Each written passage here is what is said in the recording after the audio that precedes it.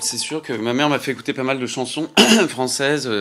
Je me rappelle notamment de choses de Véronique Sanson ou Eddie Mitchell ou Alain Souchon, ou même Balavoine, ou des choses comme ça qui sont vraiment les premières chansons que j'ai entendues. J'écoutais beaucoup, puis évidemment, ma mère me faisait écouter les chansons de mon père et tout ça. Donc pour ça, j'ai quand même grandi avec ces musiques-là dans la tête, mais il n'y avait pas autant de musique qu'on pourrait le croire chez moi quand j'étais enfant.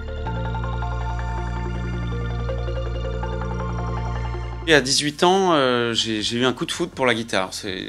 Voilà, j'ai pris une guitare pour la première fois vraiment dans les bras et tout ça. J'ai eu envie d'apprendre à jouer de la guitare. Et donc pendant un an, j'étais plutôt branché blues, Hendrix, des choses de Bob Marley ou de Brassens, quoi. Voilà, ça me plaisait. Et puis un jour, j'ai écouté Django Reinhardt pour la première fois. Donc c'est un génie de la guitare, hein, et un morceau d'abord m'a plu, puis deux, puis après j'ai découvert son univers, son histoire personnelle incroyable. Il y a un moment où j'écoutais que Django et Brassens, quoi. Pendant un an ou deux, j'ai écouté que ça, quoi. Il y avait tellement de choses à découvrir d'eux, c'était tellement fort, riche et bon, différent et lumineux et intelligent et profond et plein de choses, quoi. J'avais l'impression de redécouvrir la vie, d'apprendre la vie avec ces deux grands artistes. Quand on a le virus de cette guitare, si j'ose dire, c'est un bon virus, celui-là, on peut vraiment l'attraper, ça fait du bien. Ce qui est génial, c'est qu'il y a plein de gens qui jouent vraiment cette musique-là ici. Alors, nous, on a la chance en France d'avoir des vrais musiciens manouches qui pratiquent cette musique de Django. Il y a une culture quand même de cette musique qui n'appartient qu'à nous.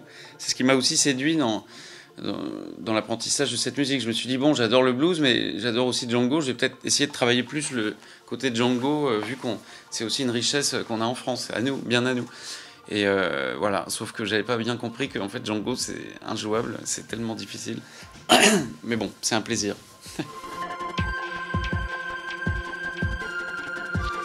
On est à quelques minutes, du coup il faut que je me chauffe la voix. Et voilà, que je me chauffe la voix, que je m'habille aussi, je suis pas habillé pour le...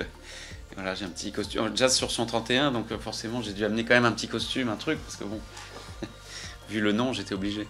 Alors j'aurais pu prendre le contre-pied, mais c'est trop facile aussi, parce que être anticonformiste, finalement aujourd'hui, ça devient très conformiste.